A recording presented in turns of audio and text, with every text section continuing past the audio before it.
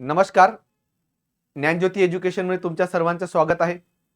सर्वजण वाट बघत असलेली राज्यसेवा 2026 ची जाहिरात आलेली आहे.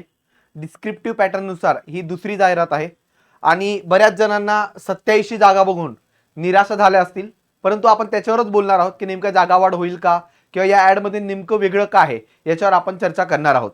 सर्वप्रथम ही जी ॲड टाकलेली आहे आयोगाने, खूप कमी पदाची टाकली, तशी ती ॲड टाकण्यामागचं कारण होतं आयोगाचं वार्षिक टाइम टेबल. वार्षिक टाइम टेबलनुसार डिसेंबरमध्ये 2026 ची जाहिरात येणार होती आणि त्याप्रमाणे आयोगाने आपलं काम उत्तमरित्या केलेलं आहे. या जाहिरातीनुसार तुमची जी पूर्व परीक्षा आहे ती 31 मे 2026 ला होणार आहे. 31 मे 2026 ही पूर्व परीक्षेची तारीख आहे. याच्या आसपासच एक आठवड्या मागे राज्य UPSC ची तारीख आहे आणि लगेच राज्यसेवा एका आठवड्यामध्ये आहे. याची जर आपण ॲड पाहिली तर याच्यामध्ये सामान्य प्रशासन विभाग मार्फत जे आपलं राज्यसेवेचं मागणीपत्र आहे ते जवळपास 79 जागांसाठी गेलेलं आहे आणि महाराष्ट्र पशुवैद्यकीय सेवेचं 8 असं टोटल 87 जागाची राज्यसेवा पूर्व परीक्षा होणार आहे.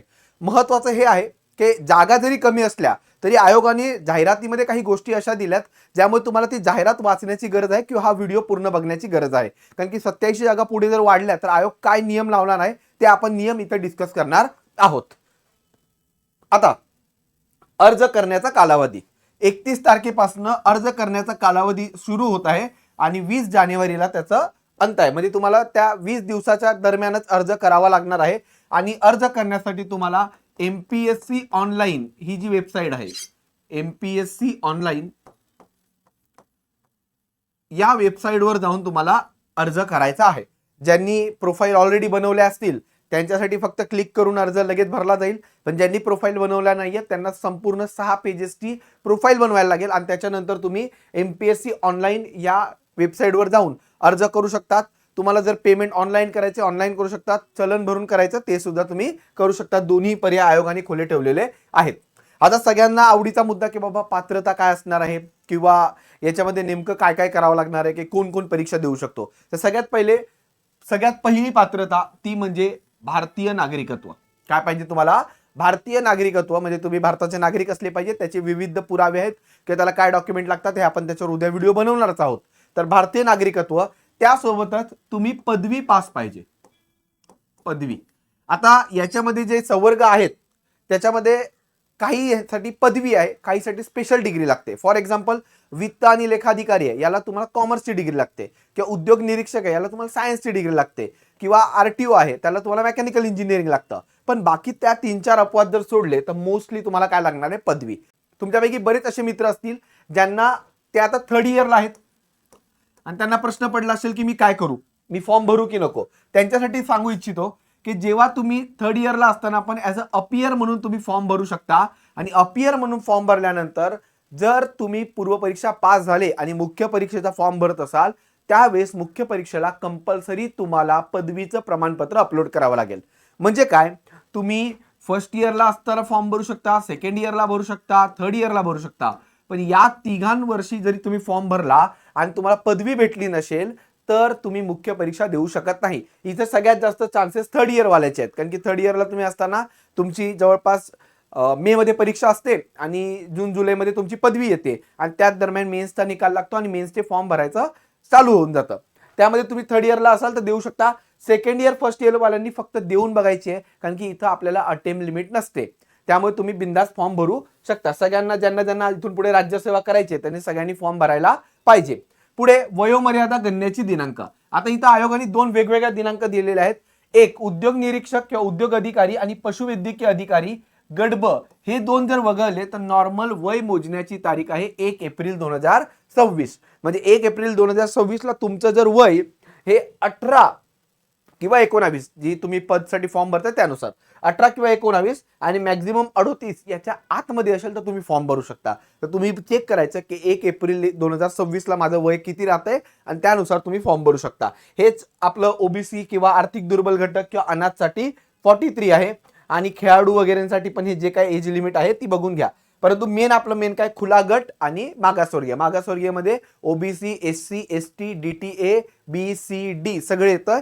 त्यासोबत EWS पण येते, SCBC पण येतंय आणि अनाथ पण येतं. असं सगळे 43 पर्यंत मॅक्झिमम एज लिमिट आहे आणि ओपनसाठी 38. ही आपली एज लिमिट आहे आणि एज लिमिट मोजण्याची तारीख 1 एप्रिल 2026. दोन मुख्य क्रायटेरिया, एक तुम्ही भारतीय नागरिक असले पाहिजे आणि दुसरं तुम्हाला ग्रॅज्युएशन कंप्लीट पाहिजे. अजून क्रायटेरिया आहे, तो म्हणजे तुम्हाला मराठी भाषा आली पाहिजे. मग तुम्हाला मराठी भाषा येते हे कसं चेक केलं जाईल, तर तुमच्या 10वीच्या सर्टिफिकेटवर जी मराठी भाषा आहे का चेक केलं जाईल. 10वीच्या नसेल तर 12वीच्या सर्टिफिकेटवर किंवा आपल्या रिझल्टवर मराठी विषय आहे का हे चेक केलं जातं. त्यामध्ये 3 क्रायटेरिया, भारतीय नागरिक, त्यानंतर मराठी आली पाहिजे आणि पदवी पास पाहिजेत. पुढे राज्यसेवा आणि महाराष्ट्र पशुवैद्यकीय सेवा या दोघांची एकच पूर्व परीक्षा असणार आहे. यांची पूर्व परीक्षा एकच असणार आहे. पूर्व परीक्षा जी आहे ती राज्यसेवेची, आपण सध्या आता फक्त राज्यसेवेवर चर्चा करू. राज्यसेवेची जी पूर्व परीक्षा आहे ती 400 मार्काची असते. त्या 400 पैकी GS1 याला 200 मार्क म्हणजेच 100 क्वेश्चन असतात आणि civil service aptitude test CSAT याला 200 मार्क आणि 80 प्रश्न. इथे एका प्रश्नाला 2.5 मार्क आहेत. असे याचं पॅटर्न असतं. तुम्हाला GS जे असतं त्यात मार्क्स पकडले जातात, त्याच्यावरनं कट ऑफ ठरतो. CSAT हा क्वालिफाईंग इन नेचर असतो. CSAT मध्ये तुम्हाला 200 पैकी 66 मार्क घेऊन क्वालिफाय करायचं असतं, म्हणजे 33%, 33% तुम्हाला काढायचे आहेत. आता GS महत्वाचा आहे. GS मध्ये तुम्हाला जवळपास 6 विषय आहेत: इतिहास, भूगोल, अर्थशास्त्र, राज्यशास्त्र, विज्ञान आणि चालू घडामोडी. भूगोलासोबतच इन्व्हायरमेंट पण तुम्ही त्यात कन्सिडर करू शकतात. असे 6 विषय असतात. या 6 विषयाच्या आधारे GS ची परीक्षा होते. आणि CSAT मध्ये 3 गोष्टी असतात: अंकगणित, बुद्धिमत्ता आणि आकलन, किंवा त्याला इंग्लिशमध्ये आपण म्हणूया मॅथ्स, रिझनिंग आणि कॉम्प्रेन्शन. अशी ही तुमची 400 मार्काची परीक्षा होते. आणि त्यानंतर 1750 मार्काची मुख्य परीक्षा होणार आहे राज्यसेवेची. ह्या 1750 मार्काच्या मुख्य परीक्षेमध्ये एक निबंधाचा पेपर, त्यासोबत 4 GS चे पेपर, 2 ऑप्शनलचे पेपर, अशी टोटल 1750 मार्काची परीक्षा असते. त्यात 2 वैकल्पिक म्हणजे ऑप्शनल, आणि त्यासोबत 2 क्वालिफाईंग इन नेचर पेपर असतात भाषेचे. ते आपण इथे कन्सिडर नाही करत कारण की ते क्वालिफाईंग इन नेचर असतात. त्यामुळे तुम्हाला 1750 मार्काची मुख्य परीक्षा आणि 275 मार्काचं इंटरव्ह्यू, असं पूर्णतः UPSC पॅटर्न प्रमाणे ही आपली डिस्क्रिप्टिव्ह परीक्षा झालेली आहे. आता हे जर बघितलं तुम्ही कुठले कुठले पद आले, तर सगळ्यात पहिले क्लास 1चं पद आलंय BDO, गट विकास अधिकारी किंवा डेप्युटी CEO, मुख्य कार्यकारी अधिकारी. डेप्युटी CEOच्या किती जागा आलेल्या आहेत, तर टोटल 13 जागा आहेत. आता जर आपण हे आरक्षण निहाय बघितलं तर एकूण अराखीव पदे फक्त 2 आहेत आणि आर्थिक दुर्बलला 4, सामाजिक SCBCंना 2, OBCंना 3, त्यानंतर NTD 1, DTA किंवा NTBC यांना 0-0, अनुसूचित जमातीला 0 आणि अनुसूचित जातीला 1. त्यानंतर वित्त आणि लेखा अधिकारी हे असं एक पद आहे ज्याला कॉमर्सची डिग्री लागते. कॉमर्स किंवा तुमचं MBA इन फायनान्स पाहिजे. याच्यासाठी टोटल 32 पदं आलीत. ही परीक्षा देताना पूर्व परीक्षा सेम असते, मुख्य परीक्षा पण सेम असते, परंतु इंटरव्ह्यूला गेल्यानंतर इथं पोरं वेगळी केली जातात आणि फक्त कॉमर्सची पोरं किंवा MBA फायनान्सवाली पोरांना हे फायनल पद भेटतं. त्यामुळे तुमच्यापैकी जर कोणी कॉमर्सचा असेल किंवा MBA फायनान्सचा असेल तर त्यांना ही खूप चांगली संधी आहे. आमचे जे ज्ञानज्योतीचे डायरेक्टर आहेत डॉक्टर विशाल बेदुरकर सर, ते स्वतः वित्त आणि लेखा अधिकारी आहेत, तर ते तुम्हाला योग्य मार्गदर्शन करू शकतील. पुढे सहाय्यक गट विकास अधिकारी हे ग्रुप बी चं पद आहे. टोटल याच्यामध्ये 30 जागा आहेत आणि ओपन कॅटेगरीसाठी जवळपास 15 जागा आलेल्या आहेत. EWS आणि SCBC साठी 3-3, OBC साठी 3 आणि बाकी तुम्ही बघू शकतात. आणि हे जे उद्योग अधिकारी याच्यासाठी BSc लागतंय, त्याच्यात टोटल 4 जागा आलेल्या आहेत आणि त्याच्यात ओपन कॅटेगरीसाठी 1 आणि बाकी तुम्ही आरक्षणानुसार बघू शकता. आता तुमच्या समोर सगळ्यात मोठा प्रश्न पडला असेल की बाबा एवढ्या 79 जागामध्ये आपलं काय होणार आहे, तर हे सुद्धा आयोगानेच मेन्शन करून ठेवलेलं आहे. नीट आपण एकदा याच्यात वाचूया. पूर्व परीक्षेच्या जाहिरातीमध्ये पद आरक्षित नसल्यामुळे पदसंख्या आरक्षित, किंवा हे मी तुम्हाला सोप्या शब्दात सांगतो की जर का तुम्ही फॉर्म भरायला तयार नाहीयेत का, कारण की जागा आलेल्या नाहीयेत किंवा तुमच्या कॅटेगरीच्या जागा नाहीयेत, आणि हळूहळू मागणीपत्र गेल्यानंतर जर तुमच्या कॅटेगरीच्या जागा आल्या किंवा ते पद आलं तर तुम्हाला पुन्हा फॉर्म भरू दिला जाणार नाही. म्हणून आयोगाने ऑलरेडी मेन्शन करून ठेवलेलं आहे की तुम्ही आताच फॉर्म भरून टाका, जरी जागा नसल्या, जरी तुमच्या कॅटेगरीची पदं नसली तरीही. कारण की जेव्हा भविष्यात जागा येतील तेव्हा त्या जागेसाठी तुम्हाला थेट पात्र केलं जाईल. म्हणून तुमच्यापैकी जो कोणी आता विचार करत आहे की सध्या 79च जागा आहेत, मी फॉर्म भरू का नको, तर त्या विद्यार्थ्यांनी नक्की फॉर्म भरायला पाहिजे. एका अंदाजानुसार आणि RTI नुसार जवळपास 300 पेक्षा जास्त पदाची जाहिरात असणार आहे. सध्या जरी तुम्हाला कमी जागा दिसत असल्या तरीही या जागा 100% वाढणार आहेत. त्यामुळे सगळ्यांनी फॉर्म भरायला पाहिजे.